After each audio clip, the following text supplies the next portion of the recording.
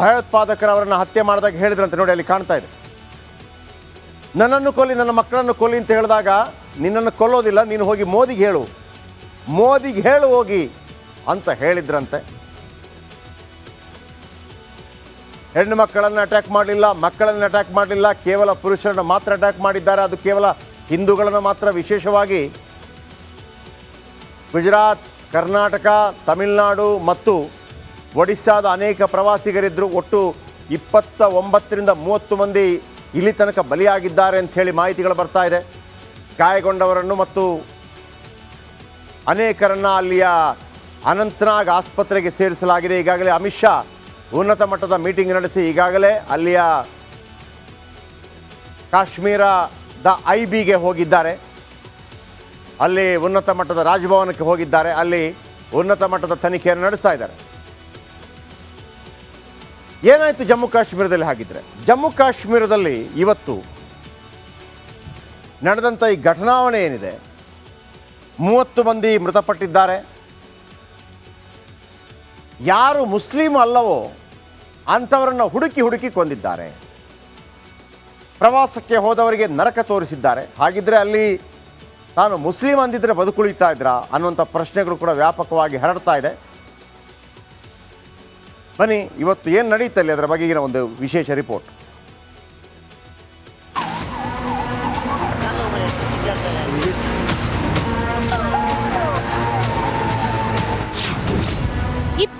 ಕ್ಕೂ ಹೆಚ್ಚು ಪ್ರವಾಸಿಗರ ಮಾರಣ ಹೋಮ, ಅಟ್ಟಹಾಸ. ಕಣಿವೆನಾಡಲ್ಲಿ ಉಗ್ರರು ಮತ್ತೆ ಅಟ್ಟಹಾಸ ಮೆರೆದಿದ್ದಾರೆ. ಜಮ್ಮು ಕಾಶ್ಮೀರದ ಪಹಲ್ಗಾಮ್ನಲ್ಲಿ ಭಯೋತ್ಪಾದಕರು ಗುಂಡಿನ ದಾಳಿ ಮಾಡಿದ್ದಾರೆ. 4 ಮುಸುಕುಧಾರಿಗಳು ಸಿಕ್ಕ ಪ್ರವಾಸಿಗರ ಮೇಲೆ ಗುಂಡು ಹಾರಿಸಿದ್ದಾರೆ. ಈ ಭೀಭತ್ಸ ದಾಳಿಯಲ್ಲಿ ಕನ್ನಡಿಗರು ಸೇರಿ 25ಕ್ಕೂ ಹೆಚ್ಚು ಪ್ರವಾಸಿಗರು ಬಲಿಯಾಗಿದ್ದಾರೆ.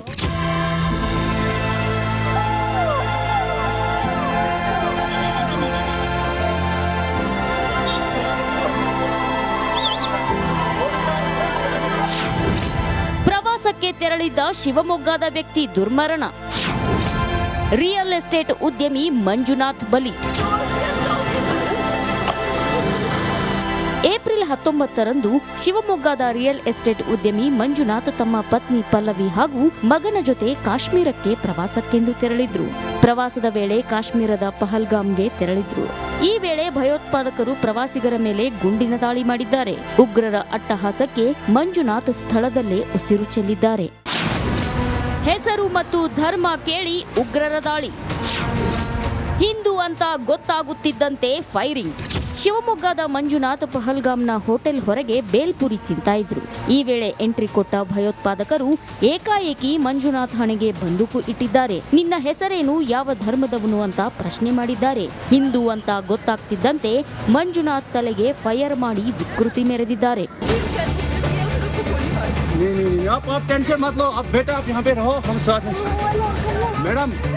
ಇನ್ನು ಮಂಜುನಾಥ್ ಪತ್ನಿ ಹಾಗೂ ಪುತ್ರರನ್ನ ಸ್ಥಳೀಯರು ರಕ್ಷಿಸಿದ್ದಾರೆ. ನೆರವಿಗಾಗಿ ಮಂಜುನಾಥ್ ಪತ್ನಿ ಪಲ್ಲವಿ ಮನವಿ ಮಾಡುತ್ತಿದ್ದಾರೆ.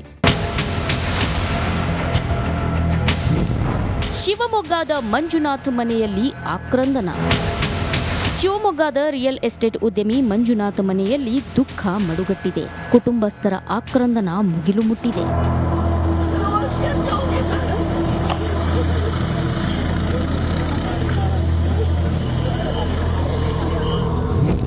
ಕಾಶ್ಮೀರಕ್ಕೆ ಹೊರಟ ಕರ್ನಾಟಕದ 2 ತಂಡ. ಉಗ್ರರ ದಾಳಿ ಬೆನ್ನಲ್ಲೇ ಸಿಎಂ ಸಿದ್ದರಾಮಯ್ಯ ಪೊಲೀಸ್ ಅಧಿಕಾರಿಗಳ ಜೊತೆ ತುರ್ತು ಸಭೆ ನಡೆಸಿದ್ದಾರೆ. ಕನ್ನಡಿಗರ ರಕ್ಷಣೆಗಾಗಿ ಕಾಶ್ಮೀರಕ್ಕೆ ಕರ್ನಾಟಕದಿಂದ 2 ತಂಡವನ್ನ ಕಳಿಸಿದ್ದಾರೆ. ದಾಳಿಯ ಹೊಣೆ ಹೊತ್ತ ಲಷ್ಕರ್ ಸಂಘಟನೆ. ಪಾಕಿಸ್ತಾನ ಮೂಲದ ಲಷ್ಕರ್ ಎ ತೊಯ್ಬಾ ಉಗ್ರ ಸಂಘಟನೆ ಈ ಭೀಕರ ದಾಳಿಯ ಹೊಣೆ ಹೊತ್ತಿದೆ. ಕಾಶ್ಮೀರ ರೆಸಿಸ್ಟೆನ್ಸ್ ಸಂಘಟನೆ ದಾಳಿ ನಡೆಸಿರೋ ಶಂಕೆ ವ್ಯಕ್ತವಾಗಿದೆ.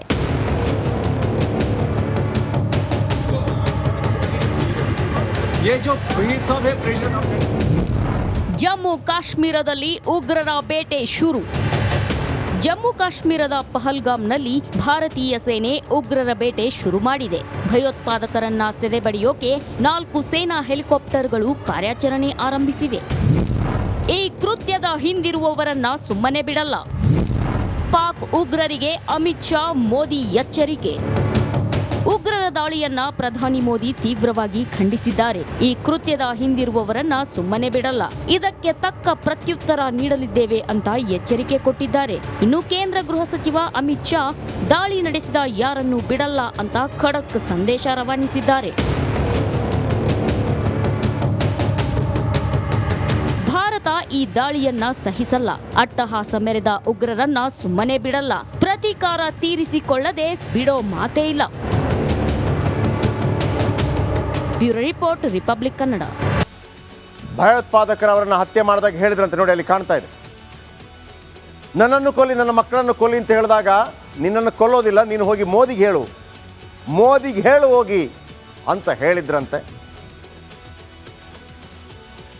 ಹೆಣ್ಣು ಮಕ್ಕಳನ್ನು ಅಟ್ಯಾಕ್ ಮಾಡಲಿಲ್ಲ, ಮಕ್ಕಳನ್ನು ಅಟ್ಯಾಕ್ ಮಾಡಲಿಲ್ಲ, ಕೇವಲ ಪುರುಷರನ್ನು ಮಾತ್ರ ಅಟ್ಯಾಕ್ ಮಾಡಿದ್ದಾರೆ. ಅದು ಕೇವಲ ಹಿಂದೂಗಳನ್ನು ಮಾತ್ರ. ವಿಶೇಷವಾಗಿ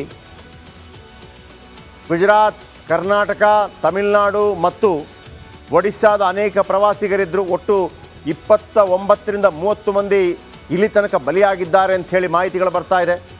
ಗಾಯಗೊಂಡವರನ್ನು ಮತ್ತು ಅನೇಕರನ್ನು ಅಲ್ಲಿಯ ಅನಂತನಾಗ್ ಆಸ್ಪತ್ರೆಗೆ ಸೇರಿಸಲಾಗಿದೆ. ಈಗಾಗಲೇ ಅಮಿತ್ ಶಾ ಉನ್ನತ ಮಟ್ಟದ ಮೀಟಿಂಗ್ ನಡೆಸಿ ಈಗಾಗಲೇ ಅಲ್ಲಿಯ ಕಾಶ್ಮೀರದ IBಗೆ ಹೋಗಿದ್ದಾರೆ. ಅಲ್ಲಿ ಉನ್ನತ ಮಟ್ಟದ ರಾಜಭವನಕ್ಕೆ ಹೋಗಿದ್ದಾರೆ. ಅಲ್ಲಿ ಉನ್ನತ ಮಟ್ಟದ ತನಿಖೆಯನ್ನು ನಡೆಸ್ತಾ ಇದ್ದಾರೆ. ಏನಾಯಿತು ಜಮ್ಮು ಕಾಶ್ಮೀರದಲ್ಲಿ? ಹಾಗಿದ್ರೆ ಜಮ್ಮು ಕಾಶ್ಮೀರದಲ್ಲಿ ಇವತ್ತು ನಡೆದಂಥ ಈ ಘಟನಾವಣೆ ಏನಿದೆ, 30 ಮಂದಿ ಮೃತಪಟ್ಟಿದ್ದಾರೆ. ಯಾರು ಮುಸ್ಲಿಂ ಅಲ್ಲವೋ ಅಂಥವರನ್ನು ಹುಡುಕಿ ಕೊಂದಿದ್ದಾರೆ. ಪ್ರವಾಸಕ್ಕೆ ಹೋದವರಿಗೆ ನರಕ ತೋರಿಸಿದ್ದಾರೆ. ಹಾಗಿದ್ರೆ ಅಲ್ಲಿ ತಾನು ಮುಸ್ಲಿಂ ಅಂದಿದ್ರೆ ಬದುಕುಳಿತಾ ಇದ್ರಾ ಅನ್ನುವಂಥ ಪ್ರಶ್ನೆಗಳು ಕೂಡ ವ್ಯಾಪಕವಾಗಿ ಹರಡ್ತಾ ಇದೆ. ಬನ್ನಿ, ಇವತ್ತು ಏನು ನಡೀತಲ್ಲಿ ಅದರ ಬಗೆಗಿನ ಒಂದು ವಿಶೇಷ ರಿಪೋರ್ಟ್.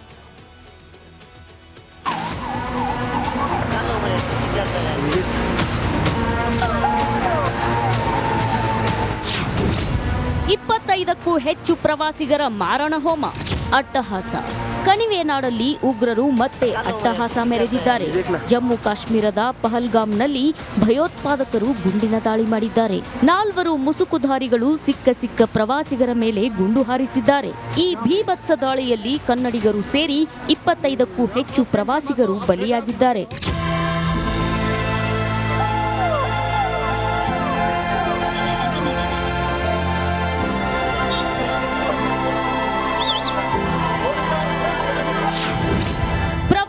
ತೆರಳಿದ್ದ ಶಿವಮೊಗ್ಗದ ವ್ಯಕ್ತಿ ದುರ್ಮರಣ.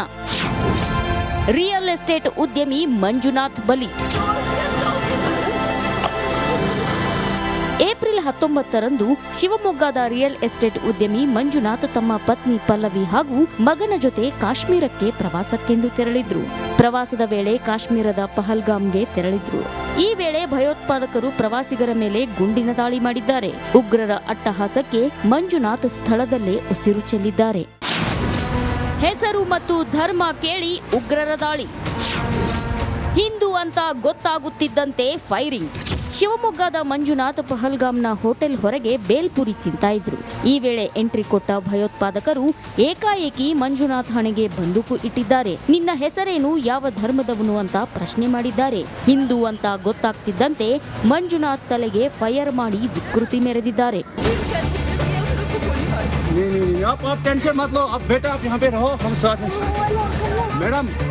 ಇನ್ನು ಮಂಜುನಾಥ್ ಪತ್ನಿ ಹಾಗೂ ಪುತ್ರರನ್ನ ಸ್ಥಳೀಯರು ರಕ್ಷಿಸಿದ್ದಾರೆ.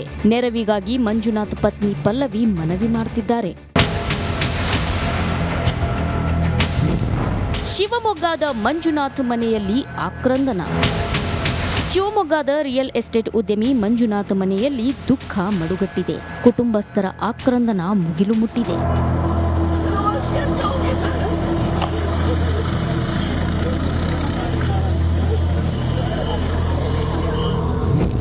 ಕಾಶ್ಮೀರಕ್ಕೆ ಹೊರಟ ಕರ್ನಾಟಕದ 2 ತಂಡ. ಉಗ್ರರ ದಾಳಿ ಬೆನ್ನಲ್ಲೇ ಸಿಎಂ ಸಿದ್ದರಾಮಯ್ಯ ಪೊಲೀಸ್ ಅಧಿಕಾರಿಗಳ ಜೊತೆ ತುರ್ತು ಸಭೆ ನಡೆಸಿದ್ದಾರೆ. ಕನ್ನಡಿಗರ ರಕ್ಷಣೆಗಾಗಿ ಕಾಶ್ಮೀರಕ್ಕೆ ಕರ್ನಾಟಕದಿಂದ 2 ತಂಡವನ್ನ ಕಳಿಸಿದ್ದಾರೆ. ದಾಳಿಯ ಹೊಣೆ ಹೊತ್ತ ಲಷ್ಕರ್ ಸಂಘಟನೆ. ಪಾಕಿಸ್ತಾನ ಮೂಲದ ಲಷ್ಕರ್ ಎ ತೊಯ್ಬಾ ಉಗ್ರ ಸಂಘಟನೆ ಈ ಭೀಕರ ದಾಳಿಯ ಹೊಣೆ ಹೊತ್ತಿದೆ. ಕಾಶ್ಮೀರ ರೆಸಿಸ್ಟೆನ್ಸ್ ಸಂಘಟನೆ ದಾಳಿ ನಡೆಸಿರೋ ಶಂಕೆ ವ್ಯಕ್ತವಾಗಿದೆ.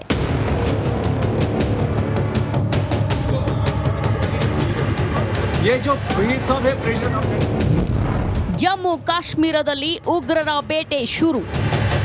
ಜಮ್ಮು ಕಾಶ್ಮೀರದ ಪಹಲ್ಗಾಮ್ನಲ್ಲಿ ಭಾರತೀಯ ಸೇನೆ ಉಗ್ರರ ಬೇಟೆ ಶುರು ಮಾಡಿದೆ.